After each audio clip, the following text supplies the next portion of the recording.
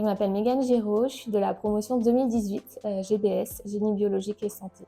Je suis actuellement attachée de recherche clinique moniteur au sein de PPD, qui est la filiale Thermo Fisher. Du coup, on gère vraiment tout ce qui est gestion des essais cliniques, c'est-à-dire de l'aspect réglementaire soumission des essais cliniques jusqu'à la présentation des essais sur les hôpitaux et également jusqu'à la clôture.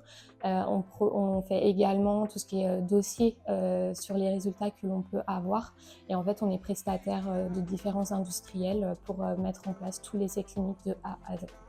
Une des missions principales en tant qu'attachée de recherche clinique, c'est surtout les visites de monitoring. On en fait à peu près 1 à 2 fois par semaine sur des hôpitaux différents en France.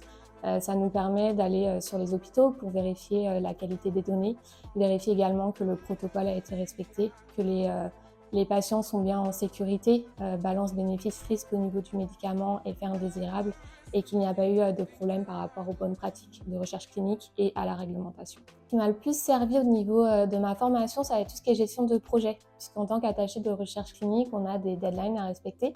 Par exemple, quand on va en visite, on doit soumettre un rapport sous 5 jours. Il doit être validé dans les 15 jours ouvrés également.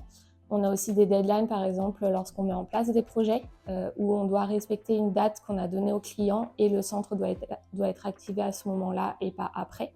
Donc c'est des exemples notamment, et également tout ce qui va être outil qualité, puisqu'en visite de monitoring, on peut voir des déviations. Qui dit déviation dit CAPA, donc on doit chercher les causes et mettre en place des actions correctives, préventives et plein d'autres actions si nécessaire. Les conseils que je donnerais, j'en aurais 2.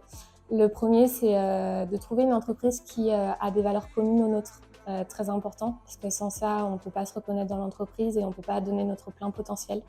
Et le deuxième, qui est un peu quelque chose de société actuellement, qui est la balance pro-perso. Très important parce que si on a un déséquilibre, ça fonctionnera un temps. Mais l'efficacité, la qualité, la performance et la motivation d'investissement ne pourront pas aller sur 5 à 10 ans et on sera forcément mis en danger. Donc la charge mentale est une priorité.